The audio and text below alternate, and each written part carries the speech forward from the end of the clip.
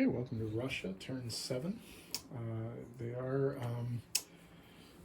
have 40 IPCs to spend. They're going to spend 30 IPCs on 10 infantry and 10 IPCs on a fighter. They will be declaring several attacks this turn. They are going to do some Hail Marys and try and push back a little bit against the Germans and against the Japanese. First thing they're going to try is they're going to send this submarine into Sea Zone 104 to try and kill this blocker and give the Americans a chance to do some damage to the German Navy. So we'll see how that goes. Over here in Russia, they are going to attack this stack in Bryansk, and they're coming in with all but one of the infantry in Rostov and one fighter, and not necessarily to kill the stack, but to deplete it a little bit. So we'll see how that goes. They're also going to hit Turkey with everything that they have in the Caucasus. So that's 4 infantry, 1 artillery, and 1 tank. Again, same thing, not necessarily to kill the stack, but to deplete it. In the east against the Japanese, they are going to try with the 2 troops in Kazakhstan to go into Singhai. We'll see how that works. They are going to walk an infantry from Manchuria into Zhohol, and they are sending 4 infantry and an artillery into Korea to see if they can retake that. So we'll set up some dice and we'll start rolling.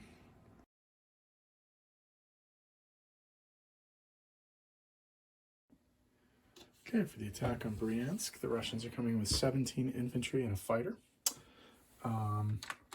And the Germans and minor Axis are defending with, there's an anti-aircraft, so there will be an anti-aircraft shot.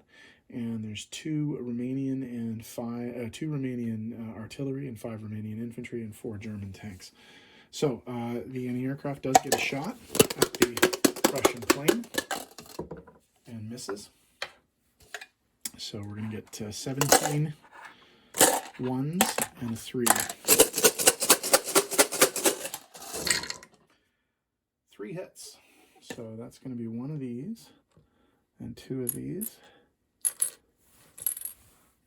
So they have killed 3 guys. So we'll see how that goes. Okay. So the anti-aircraft is fired, so they don't need to fire that. So we have 2 2s for the artillery, 5 2s for the infantry, and 4 3s. Only 1. Okay, so the Russians are going to continue the attack. They will definitely press the attack. So that's 3, 2, and 4. Definitely going to continue. So they lose 1. So all the rest of these get back in the jar. Oops, drop some on the floor. Oh, so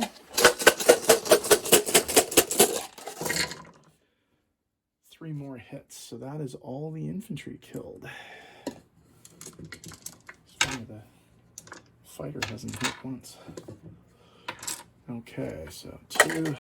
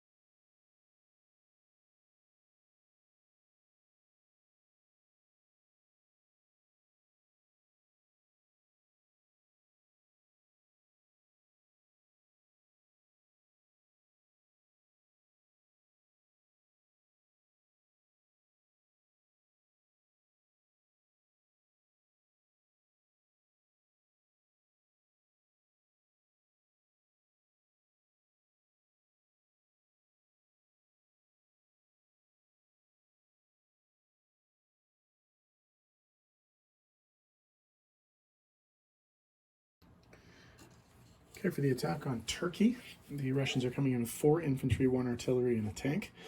2 of the infantry are supported by their enhanced artillery. Clearly not hoping to win this battle, but just to whittle down the forces a little bit for the UK. So 2 1s, 3 2s, and a 3. 2 hits, so we kill the 2 mechanized infantry. So 2 mechs, a Romanian attack bomber, and a Romanian tank, and then 3 German tanks. 1 hit. Okay, so I think maybe the Germans keep going here. They take 1 more poke. See if they get any more out of this. Okay. 3 hits. Okay, so we are doing better. Okay. This may be a retreat here, so 3. So that's all the infantry. So I think we will retreat, but they did take a fair bit of hardware away from the Germans in the minor axis. So Russia retreats, and Germany and the minor axis keep the territory. Okay, it's the battle for Shanghai. The Russians are coming with 2 infantry, and the Japanese are defending with 1. Obviously, the Russians will retreat if they are down to 1 infantry. Both misses. Japanese defend.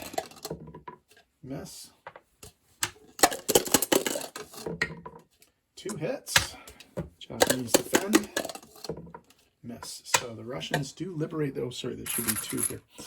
The Russians do liberate the territory, and they do kill the Japanese unit.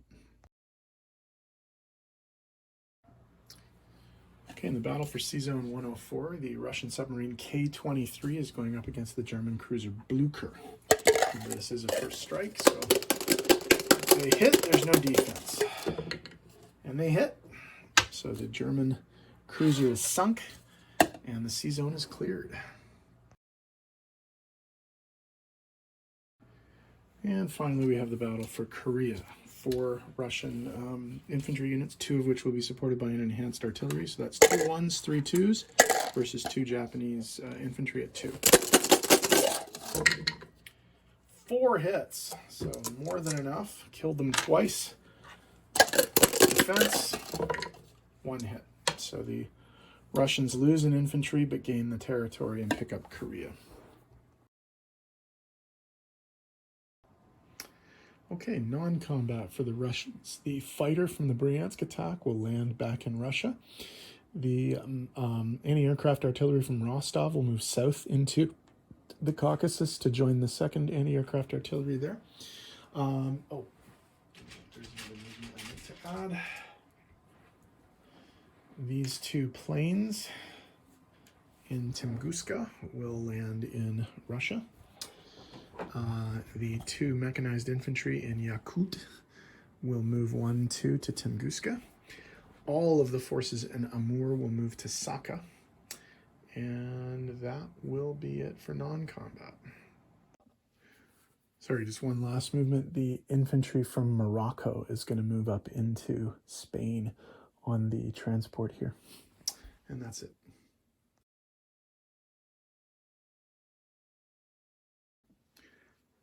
Okay, placement of new units for the Russians. Their new fighter is going to go into Moscow, as are 9 of their 10 new infantry. And the final infantry will be placed into the Caucasus. Income adjustments. They get back Bryansk for 1. They get back Korea for 3, so that's +4. And then they're going to take away 1, 2 for the Chinese from the Japanese. So if we make the income adjustments on the chart, Russia goes up 24 to 28. Germany goes down 1 Japan goes down 5, 58 to 53, and China goes up 2 to 5. Okay, so income. The Germans, or the Russians, sorry, now have 28 IPCs. They get a 3 IPC bonus for still not having any Allied troops in their territory, but they don't get any of their other bonuses. So Japan is up next. We'll see what they do.